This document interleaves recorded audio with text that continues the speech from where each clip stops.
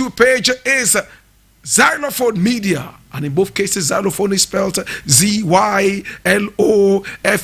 We are also live on Xylophone TV. I want to say good afternoon. Now let's begin with the action. This is where we speak truth to power. My brother, my sister, we go straight to the point. No two ways about that. Hear me now. Now I'm reading this from Ghana Web, and it was published today, Tuesday, the 19th of October, 2021. And it says, Ghana Web fact check. Did Akufo-Addo promise Cape Coast a harbor? And I'm going to read. President Nana Akufo-Addo has stated that he never promised the people of Cape Coast that he would build them a new harbor. And the verdict is that it's a lie.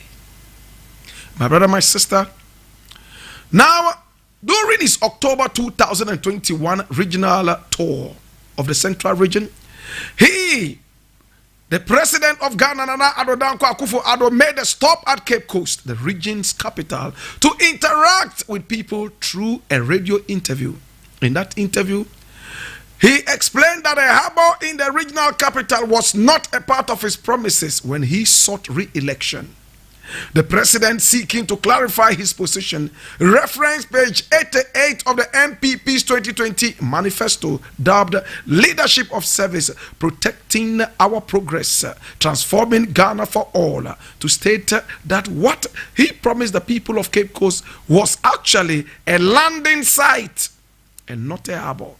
First of all, there is a clarification. The commitment was never to a harbor. It was to a landing site. It is very important.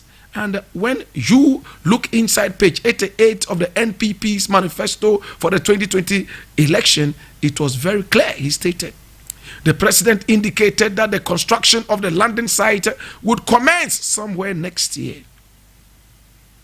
But the new patriotic party's manifesto going into the 2020 election was dubbed Leadership of Service, Protecting Our Progress, Transforming Ghana for All, and is contained in a 216-page document. As referred to by the president, the 88th page of the manifesto speaks about infrastructure development. And when you look there, you would see that there is actually supposed to be a harbor and an airport for the people of Cape Coast.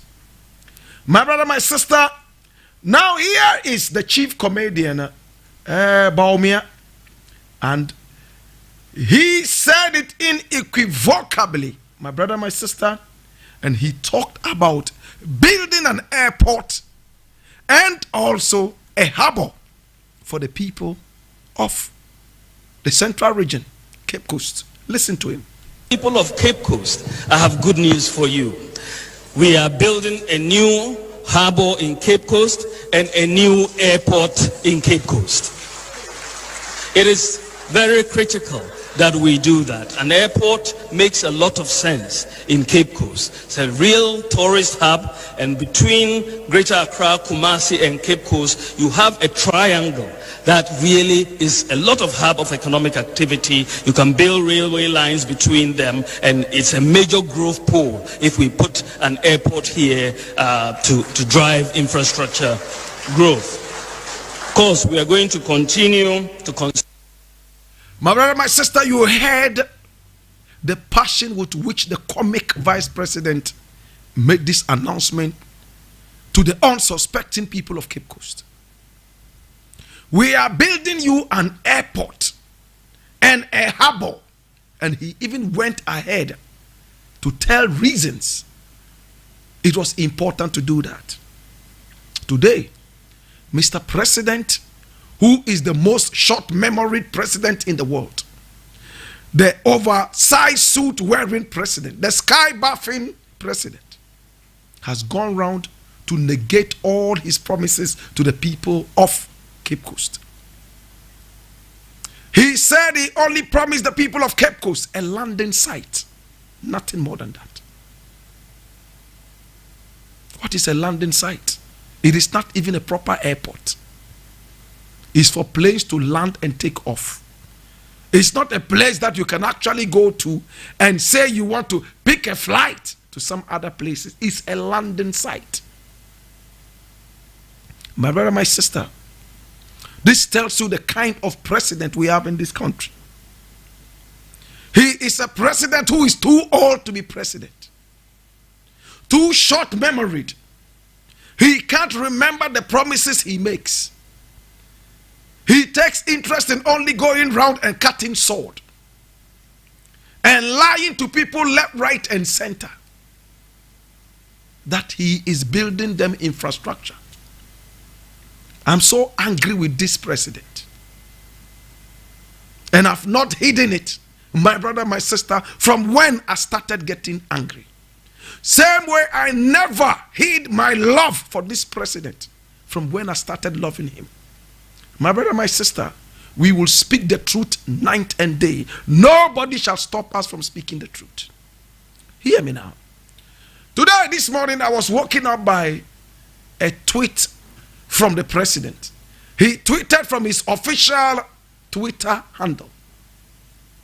And what did he say? That ex-president Mahama is the only president in the world who starts building a house from the roof before he thinks about the foundation. It's on Twitter. You can check it out. Ex-president Mahama is the only president in the world who starts building a house from the roof before he thinks about the foundation. And he was saying this in reference to the Commander Sugar Factory, because Mahama built that factory without actually making sure that he had raw materials at the time of the completion of the factory. My brother, my sister, when that factory was commissioned, there was no raw material for the factory to run on. President Mahama went ahead to tell the people only last week that he had made arrangements for a loan from India that also supported the building of the Commander Sugar Factory for raw materials. He said he's not that foolish to build a factory without plans for raw materials. But my brother, the big question we will keep asking is that at the time that the factory was completed and launched, we all remember when the president walked in there and launched. The best thing to have done, my brother, my sister, was to make the raw materials available before even launching it. So that whilst you are launching it or opening it, whatever gimmick words you want to use for that, we would have seen sugar flowing. So that you say, well, the factory has been opened, it's been commissioned, whatever. And look, the first batch of sugar is flowing. True or false? But the factory was commissioned with no raw materials, let alone sugar. So when Nana Akufo-Addo says that President Mahama is the only president in the world who would build a house from the roof before thinking about the foundation, he is not absolutely wrong when he says that about President Mahama in reference to the sugar factory at Commander. My brother, my sister, the factory took time to build. 35 million American dollars voted into building the factory. Today it has become home for lizards, snakes, tortoises, cockroaches, and wall geckos. The taxpayer is the one who is going to suffer, not President Mahama. The taxpayer is the one who is going to pay for the rotten sugar factory that never produced even a grain of sugar. But to make it worse, the dunderhead government in power also decided to allow it to rot, so they will use it as their campaign. Such a stupid country with stupid leaders. Oh, we will let it rot. So when we go on our campaign trail, we can now tell everybody that, listen, he wasted the taxpayers' money by building this. They never salvage. All they do, my brother, my sister, is propaganda. Breaking the hate, breaking the stupidity. They will never talk about that. I wish their slogan was breaking the corruption or breaking the stupidity, breaking the foolishness. No, they are not ready to break the stupidity. They are not ready to break the foolishness. They are ready to continue with propaganda. Slogans. One district, one factory. Hospital has been crashed down. Atla. Not a brick has been put there. Yet the president can't sort for that. Over 2 years now, he's still bathing in the sky till he returns. That hospital will become nothing but a playground for little children at large. After all, there's no park for them to play. My brother, my sister, today I'm extremely angry. And you are soon going to feel it. Hear me now. If Mahama is the only president who builds a house from the roof and never thinks about the foundation until the roof is done, because of the sugar factory at Commander, let me come home to Nana Akufo-Addo. Listen, Nana Akufo-Addo went all the way out to crash hospitals, to promise the good people of this country 88 hospitals, only for the shameless president to come back and tell us that now he has increased the number from 88 to 111. And sent his stooge information minister to come and bamboozle the people with grammar. Oh, don't do propaganda. Yes, the 88 hospitals, we've increased that to 111. And they've given it another slogan. Agenda 111. 419. Nothing more than that. Such a president has the guts to call another president who came before him that he builds a house from the roof without thinking about the foundation. When you promised us 88 hospitals, you never ever even thought about the land that you were going to use to build the hospitals. Later you came back and told us you couldn't find lands. The chiefs were not ready to give land. For that matter, your vision for that was on hold. A few weeks later, you came with your tail in between your legs and your oversized suit and told us that you were going to build us 111 hospitals. As we sit right now, we are waiting for the first brick and for the first mortar to build the first hospital out of the 111 promised facade, mirage of a hospital. If we are supposed to look at our politicians and call a spade, Mahama built a sugar factory with no raw materials. They commissioned it and we clap for them. They cut all the tapes. Right now it's rotting up. I said it already. They should have made raw materials available so that at commissioning date, the raw materials would have produced sugar so that we would all clap. But no, propaganda to win election. Mahama has been paid back in his own coin. That is why he's in opposition. If Nana Akufo-Addo will be frank with himself, he made a promise to God. At the time he made that promise, you were not there, I was not there. As to whether he made that promise whilst he was in his bedroom or in his toilet, we don't know.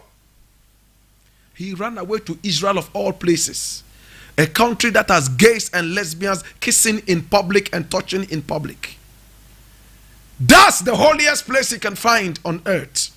Not in Mecca, not in Saudi Arabia, not in Dubai, not in Qatar. Straight Israel. To borrow a stone, to come here and build a holy house for God. Crashing the houses of judges to build that.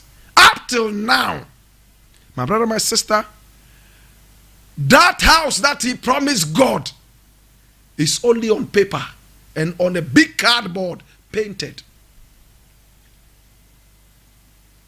If a man can be this arrogant to promise God and still not fulfill the promise, then as for you human beings, you are nothing.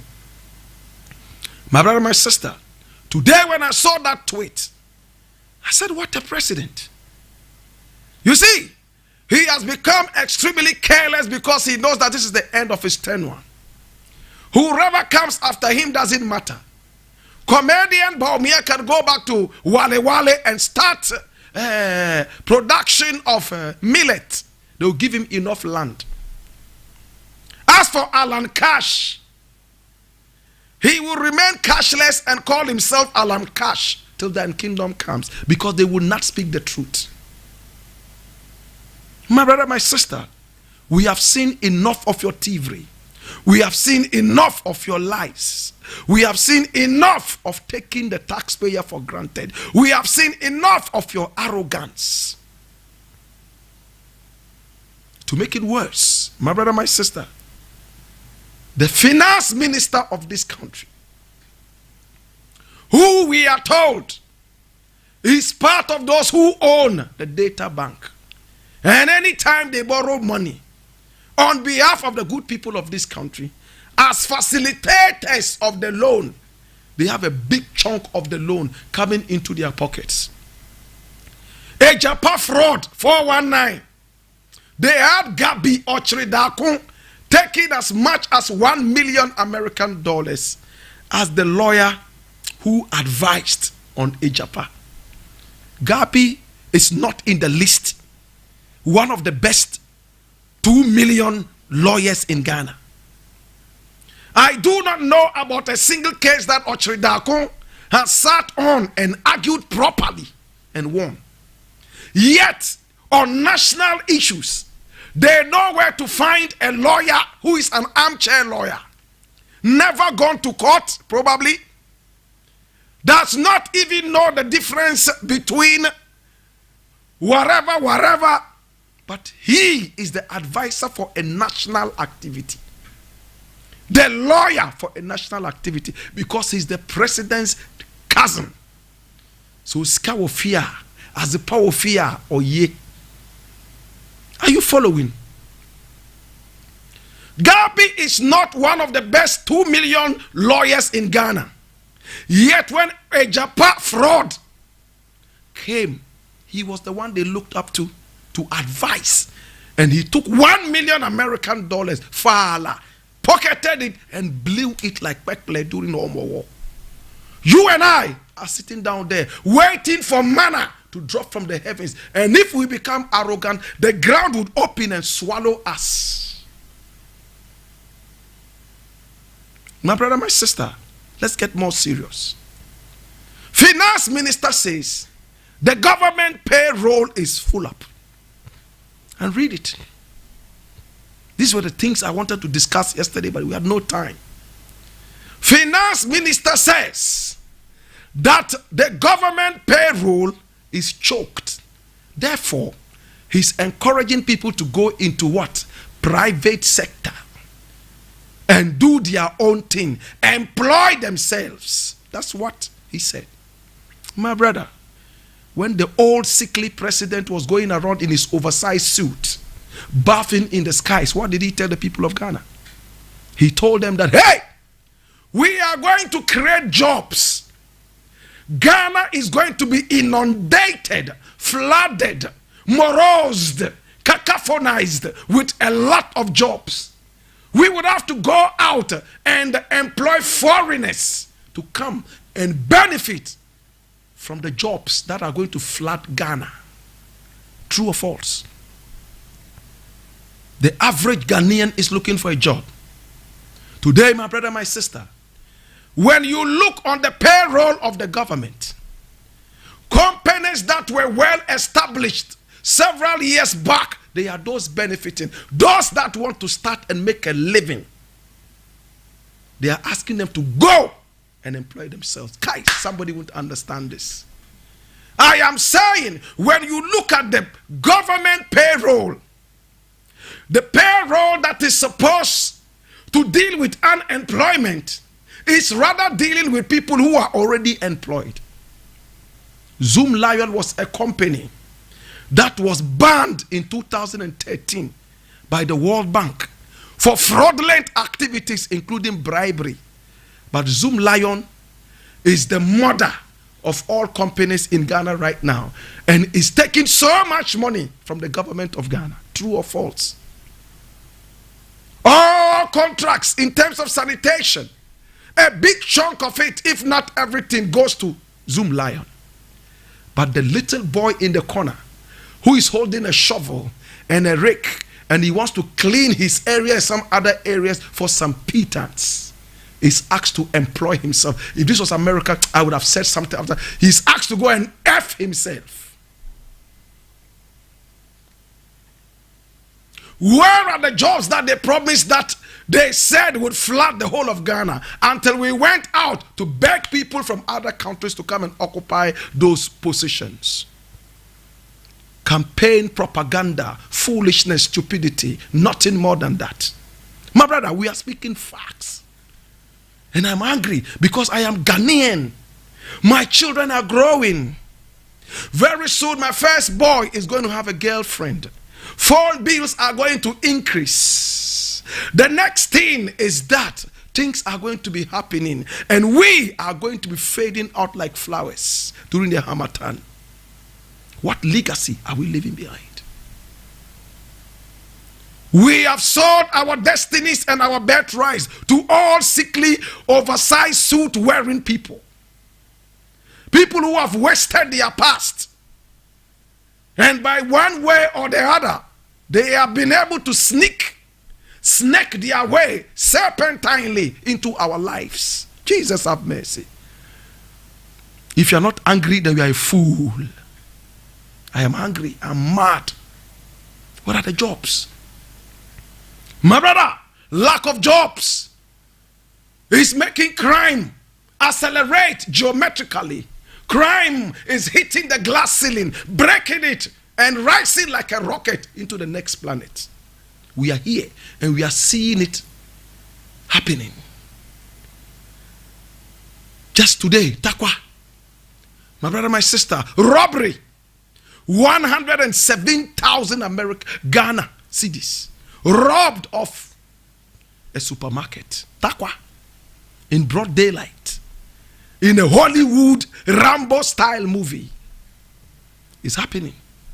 And my very good friend, the policeman, Ofori, would say that crime, armed robbery is not increasing in this country.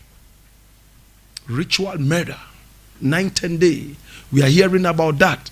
I sympathize with this IGP, but the good thing is that it looks like he has the energy and the power to contribute his quota. He might not be able to do everything, but he will do good for this country. And we began seeing some of these things. My brother, my sister, the jobs are nowhere to be found. People who used to have money, today have nothing. As for those who were poor a few years back, they have died and they are gone.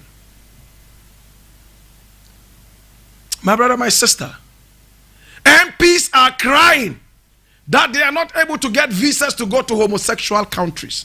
Homosexuals that they don't want in this country. Yet they are crying that they can't get visas. Hey, what is the future of this country? I look at it. Listen, when you look at a country, one of the things you can use, one of the yardsticks that you can slap on the country to say that this country is prosperous, is the migration rates of the people in the country. Those of you who never studied geography or social studies or social science, this is it. The rate of migration in a country tells you whether the country is doing well or the country is ruled by an oversized suit wearing president. I go to South Africa. Out of every 10 South Africans that you would meet, 9 of them don't even know what a passport is. It's not because they don't know that you need a passport to travel. It's because they are satisfied with their country. My brother, my sister, when I go to Morocco, Out of every 10 people I see in Morocco, 9 of them have no respect for the passport. They are satisfied with what is happening in their country. When I go to Tunisia, it's the same story. I'm limiting it to Africa. But when I go to Nigeria, every 10 people I see in Nigeria, 11 of them are running after passports. When I go to Nigeria, out of every 10 people I see, the 10 people have 22 passports. Each one has 3 passports. Emeka Nyebebe. The next passport is Enyeka Jonathan. The third passport is Jonathan Nzororo. One man has 5 passports in Nigeria. If he tries America, he doesn't get it, throws the passport away. Tries the next passport to try and enter Canada. If it doesn't work, he wants to go to the UK with the 3rd passport. In South Africa, out of every 10, only 1 person has a passport. Why? Is it that when you come to Ghana, out of every 10 people you see, they probably have 30 passports? Everybody wants to fly out of the country. And when they do succeed to get a visa out of this country, it's a whole family celebration. My brother, my sister, hear me now. One man in Ghana gets a visa to go to a country like Sweden, and he's in Tamale or Navrongo or Bolga. You'll be shocked that the day that he's flying and goes to the airport here, 700 family members are following him all the way from Navrongo, including all men and all women who have no teeth in their mouths. They are all seeing him off as if to say, congratulations, God bless you for living this hell. When you go there, make sure we don't die in this hell, that we too can live this hell and follow you to heaven. No wonder Chini Jonas tells you, heaven no any glass in kwa. Make it a better country. Why do you cry that you had no visa? So you are crying. Stay here.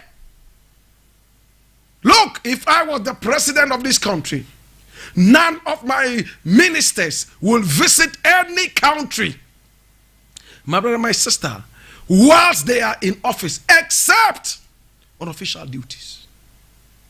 If you are sick, go to Kolebu. If you are sick, go to G. If you are sick, go to Tamale Teaching Hospital. Go there. How many times do we go to these hospitals and they would have to refer us to another hospital? Are you not ashamed that you go to hospital and they tell you they cannot deal with this because they have no equipment? They have to take you to South Africa?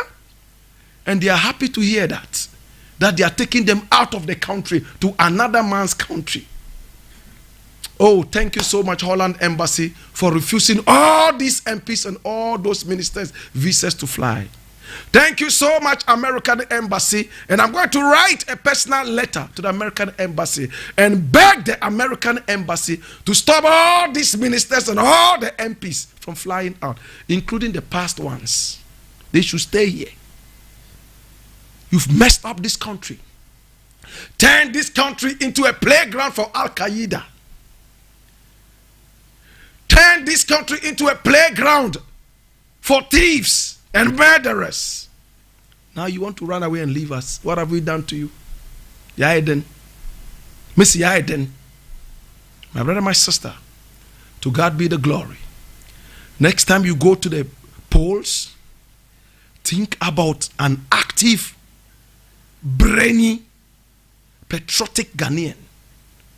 Not egotistical, selfish old men who are just about to expire. My father was a president. He didn't slap Nkrumah enough. So let me be president so I can revenge my father's disgrace. And Nanado is sitting there. Nkrumah never dies. Nkrumah is too strong for any tyrant. Nkrumah, his legacies are too strong, my brother, my sister, for any rebel. In the face of Nkrumah, rebels are nothing but mosquitoes. Nothing. I leave it here, my brother, my sister. Today we have a whole heap of things, and we need to look at them one after the other. The next thing I want to look at is interesting, and I support this. This is coming from a man called Che Mensa Bonsu. I think he's the majority leader in Parliament. I don't follow politicians, so I don't know who holds what. Doesn't matter to me. All I want to see is the country moving forward. I don't know which minister is what, who is what. When we were in school, they forced us to learn the names of all these ministers and what their portfolios. Today I've realized that is garbage. It's nonsense. Why should I know the name of a minister? For what? Especially a minister who does nothing for me. Anyway, this man here is called Che Mensa Bonsu. And he says, stop demanding money from politicians to curb corruption. We have said this time and again. But let me just read the first two paragraphs. The Minister of Parliamentary Affairs, Mr. Oseche Mensa Bonsu, has appealed to Ghanaians to stop demanding money and other resources from politicians to help curb corruption amongst the political class. He said requesting money from politicians, especially during elections, compelled them to use dubious means to recoup what they had spent to be elected as members of parliament. My brother, this is true. I've said it time and again. Sometimes, because of the stance that we take, some people think that we are overly rich. They see riches to be money. Bob Marley said this man is so poor that the only thing he has is money. Think about it. Some people, when they look at their bank accounts and it's in the red, they feel like they're about to die. They get depressed and do whatever. Some want to even commit suicide. My brother, my sister, they stoop so low for anything called money. Some sell their bodies. Some sell their souls. Some sell whatever. All because of the thing called money. They demean themselves and stoop so low before every politician. Hallelujah. Mensa Che Bonsu, I want to clap for you. But I won't clap too much. You know why? You know why? You see the message that Che Mensa Bonsu is giving to the electorate. Please, package the same message and give to your oversized suit wearing president. He should stop going around begging and putting pressure on foreigners to give him aid. It's the same thing, isn't it? If you are telling electorates not to put too much pressure on you for financial gains and financial favors, then tell your president to stop going round demeaning himself and demeaning the country, running after gays for monetary favors. Same thing. Hey. Kai. Kike no jaya kukuru no sube jai. Masa. Usi electorate no hamo. Debia mumo musika. My brother, my sister, electorates are asking you for money, and that will push you to steal. That will make you corrupt in order to recoup whatever you gave to the electorate. And I'm saying the same thing, the same message to your oversized suit wearing president, sky buffing president, lying president, short memoried president. That the same way electors are putting pressure on you, that will make you steal. That will make you become corrupt in order to satisfy them and to recoup whatever you've paid. Is that same thing that happens when you go around begging all these people. They will push on you the garbage that they don't like, and you are forced to take it.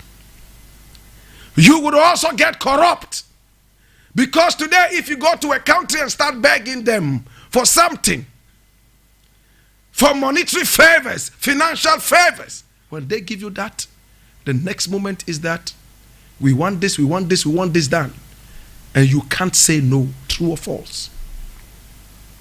I leave it here. So many things to discuss today, so I leave it here. I'm going to look at this thing, and it's so dear to my heart. I need you to open your ears and listen with rapt attention. It says, and this was published today, the 19th of October, 2021. It says, Liberia president rewards 18-year-old who returned $50,000.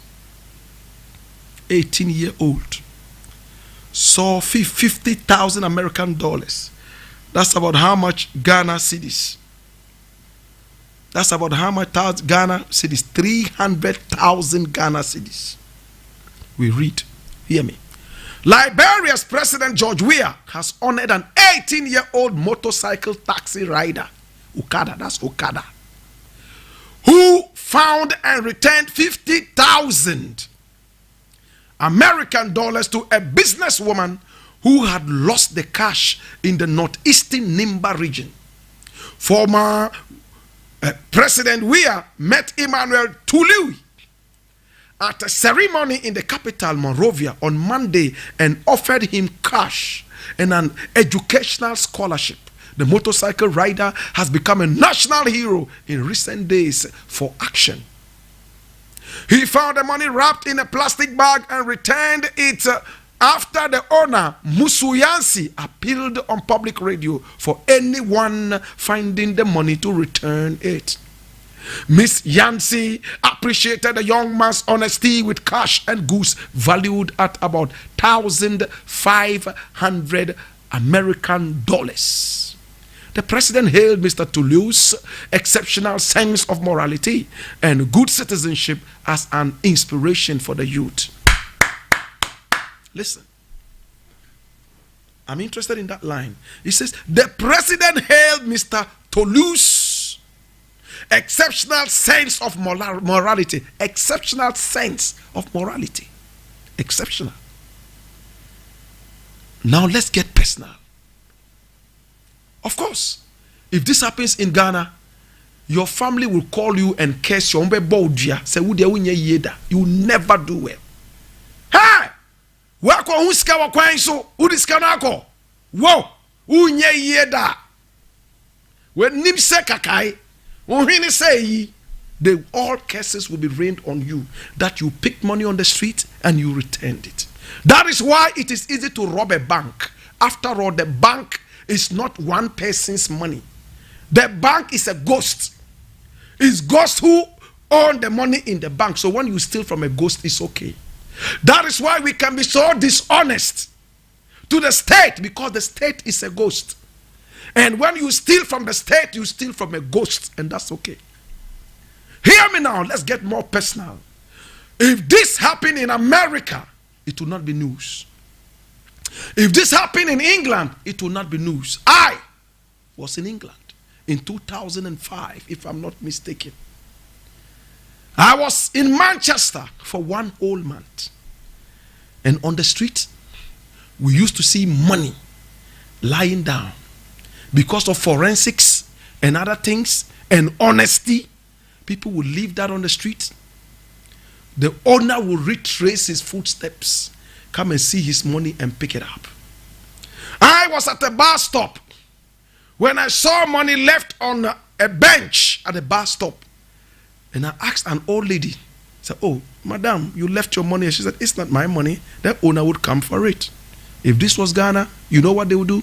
She would start searching her pocket, search here, knowing very well there was nothing in the pockets for the past 7 years. Nothing in those ugly pockets.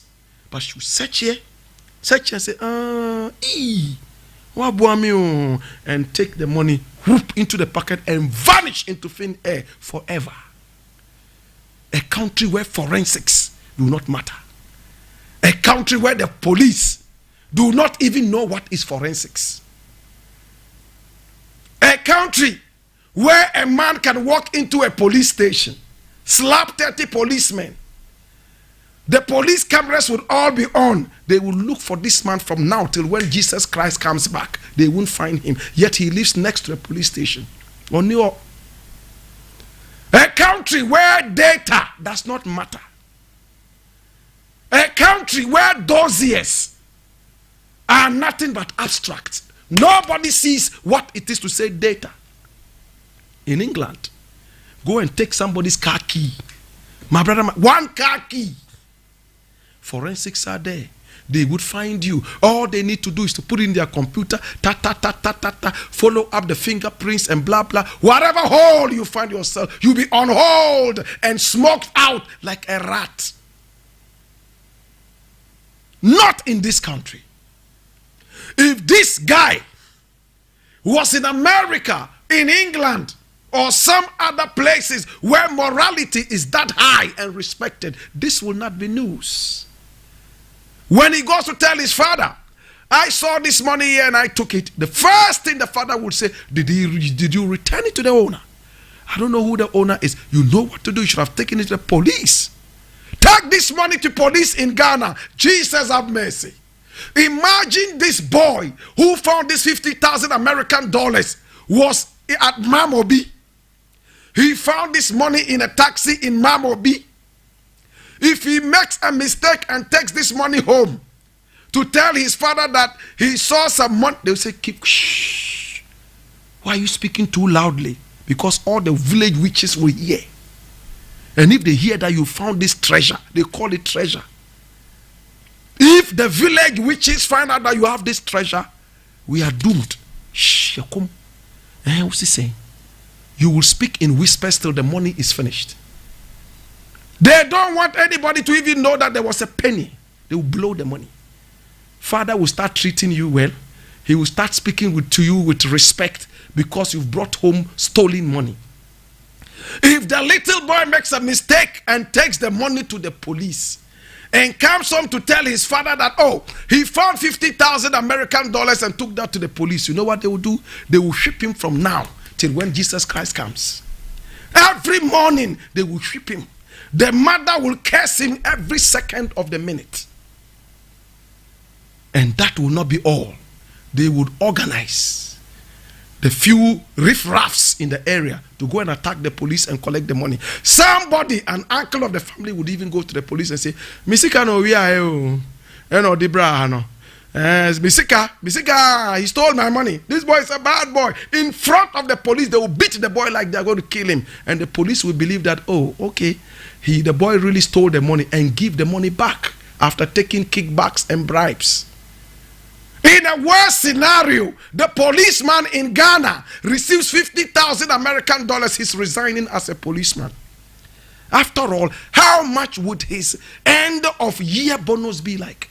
How much would his end of service be like? Retirement benefit plus all the benefits put together. Would he get 50,000 American dollars in Ghana? You don't respect the police. You don't respect the teacher. You don't respect the police. The only people you respect are the soldiers because you fear that they will take their guns and kick you out. Let's speak reality, brethren. Let's speak reality. Hey, somebody in America sees this and reads it. We say, what? So what did he really do for the president to really... I appreciate the boy. He did so well. My son cannot come home with money that he picked on the floor. I'll whip the hell out of you. You will take that money back. My son cannot come home and tell me that they found a certain toy on the floor. You will become that toy and go back. My brother, morality is important. It's because of the lack of morality. That is why the president has employed all his nephews and nieces around him. And they are all pilfering left, right, and center, strangulating the taxpayer.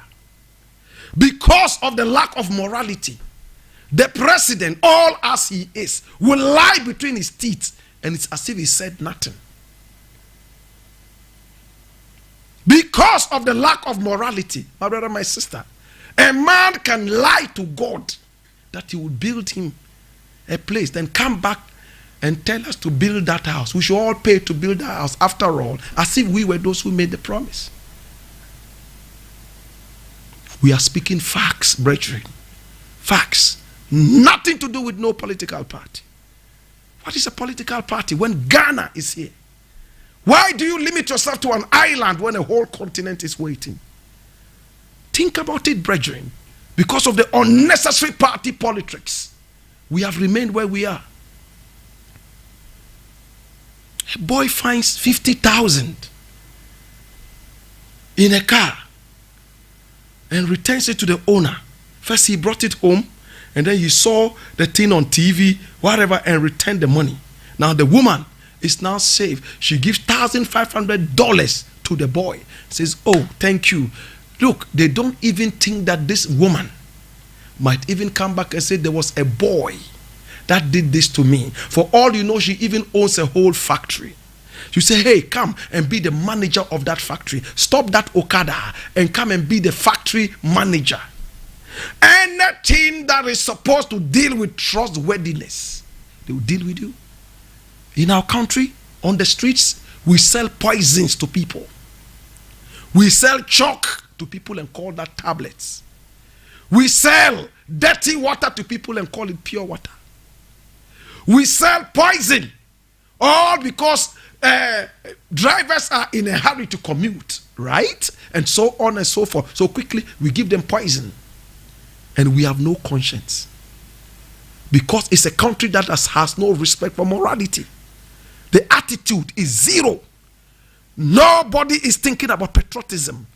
Everybody is thinking about how to be rich quick. Ha! My brother, every church, they are preaching about prosperity. And their idea of prosperity is lazy around and some money will drop from somewhere on your head. If this was Ghana, somebody would take it and he's running to the church to go and give a testimony. For 3 days I had not eaten. Oh, I had not eaten. I was just lying down and saying, oh God, oh God, oh God, and I was blowing tongues. Then something tell me, say, make I just walk out. As I walk out, no, I go see no some big money where they say, make I, the whole church will go, yeah, yeah, clapping. Stolen money. They call it free money, God's money. This. How can you prosper? How can you prosper? I leave it here, brethren. I'm going to look to that boy. God bless you. Anytime I'm in Liberia, I will look for you. We would have lunch together and I will inspire you more. I know that you're already inspired, but over inspiration is not bad. We'll still give you more inspiration. I leave it here. The next thing I want to look at, my brother, my sister, we have just a few more minutes to, round it up, is this thing. We have so many things to look at. Have you heard that people who are vaccinated, fully vaccinated from this COVID, are still dying from COVID-19? Have you heard that? Have you heard it? Colin Powell just died. He just died. Somebody fully vaccinated,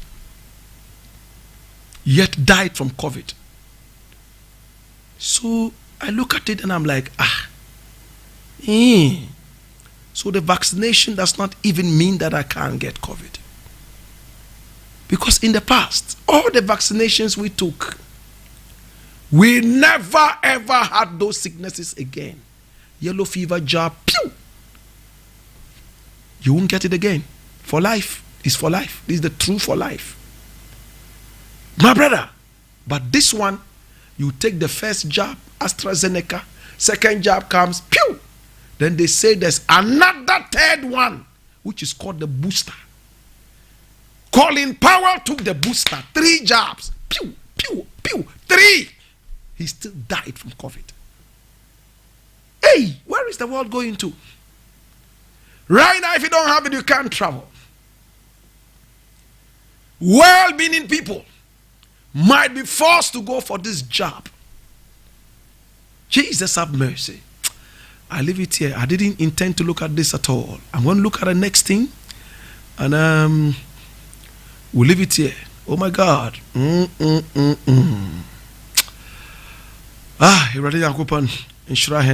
So many things to look at, my brother, my sister.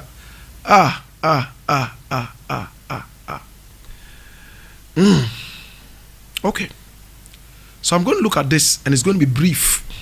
I'm reading it from City Newsroom. And it says, pastor who prophesied Shatawale would be shot, arrested. I'm not going to deal with Shatawale's issue because I have time for better things, not that. I'm going to deal with this pastor. I read. Bishop Stephen Kwesi Appiah, also known as Jesus Ahwonfe, of the New Life Kingdom Chapel, has been arrested. His arrest is linked to his prophecy that dancehall artist Shatta Wale would be shot on October 18, 2021. He's currently at the Accra Regional Police Command for interrogation. Rumors went viral on Monday, October 2018, 2021, that Shatta Wale had been shot by some unknown. I want to deal with the pastor. My brother, we live in this country like a bunch of illiterate idiots. A man can say on this day in public, thieves will come to your house. They will rape your wife, steal everything you have, and shoot and kill you. In order to avert that, bring this, bring that, and bring that. Unsuspecting idiots will run after this person and give everything they have and blah, blah, boom, boom, boom, boom. Forgetting that the other side of this is just to encourage enemies to take advantage of that. Sometimes I look at these guys, they preach so well. They will tell you, don't give energy to negative things. They tell you, hey, even if you are suffering, wake up in the morning and say, I'm enjoying. Even if you are dying, wake up early in the morning and say, I am alive, I am healthy. Is it true or false? No preacher man in Ghana and anywhere in the world will preach to you and tell you when you are sick, wake up in the morning and say, I'm sick, oh, I'm dying, oh, I'm dying. Nah. He says you are feeding the negative spirit, right? So when you are even sick, you say, oh, I am healthy, I am alive, I am good. Even when you are poor, I am rich, so rich, I'm giving to people. You are feeding the positive spirit. What does the Bible say? That even before you ask, you have received, right? True or false? So as you are asking, when you listen to TB Joshua preaching and some other people preaching, they tell you that as you are asking, simultaneously say that you have received. In other words, Father, please, Father, as I'm standing here, I need to have admission into this university. Father, please let this happen. Oh, thank you, Father, I've received it. Even though you have received nothing. That is why Kwanche Ankra can sit in his church. With all respect, Reverend Kwanche Ankra would sit in his church and say that somebody had brought a big check for some big amount of money to the daughter at her birthday. And when the people go there to take tax, he says, oh, it was feeding into the positive spirit. There was no check. There was nothing. My brother, my sister, same way if you start saying, somebody's going to kill this person, the person has enemies, they are ready, right? Oh, somebody's going to rape this person, and people are ready. You are just getting enemies and bad people ready to attack. True or false? In some foreign countries, this pastor will go to jail, and I want to see him in jail. I honestly want to see him in jail. Why did you not say that you would like to speak with Shatta Wale because you had something special to tell him? And it is very important. But you sit on radio and boom, somebody's life. And he too, being whoever he is with no brains, has also decided to play a certain kind of gimmick. No brains. And he has people who follow him everywhere. None of them could advise him and tell him, say, yo, listen, remember the story of the boy who cried wolf, wolf, wolf when there was no wolf? On the day that the wolf came and he started genuinely crying wolf, wolf, everybody around thought he was still playing a gimmick. The wolf chewed him like chichinga. I didn't intend to go that direction because people know our history, so I don't want to feed into that negativity. But my brother, my sister, all the other prophets who prophesy so that their names can be uplifted. When the prophets in the Bible were prophesying, they went to prophesy to people individually. If they come to your church, right now the prophecies, cameras have to be even there, so that everybody would hear that this person is going to marry, this lady here is going to marry a guy called Emmanuel. Emmanuel is going to make her happy all her life. Before the lady comes out from the church, 60 Emmanuels are standing outside waiting. Oh, sister, it is saying, Pastor, friend Emmanuel, friend saying, hey, and there we are making no. Also for say me worry Emmanuel and he say we are married and there beji coffee. Hey, on the way to their house, first doggy style is already achieved. Have you healed this person or you've made a person worse? To God be the glory. Check in with my time. My brother, my sister, is terrible. I have to go. What did comedian Baumia tell you? He said they will build an airport and a harbor. I love you. It's been the Blakk Pod. People of Cape Coast, I have good news for you. We are building a new harbor in Cape Coast and a new airport in Cape Coast. It is very critical that we do that. An airport makes a lot of sense in Cape Coast. It's a real tourist hub, and between Greater Accra, Kumasi and Cape Coast, you have a triangle that really is a lot of hub of economic activity. You can build railway lines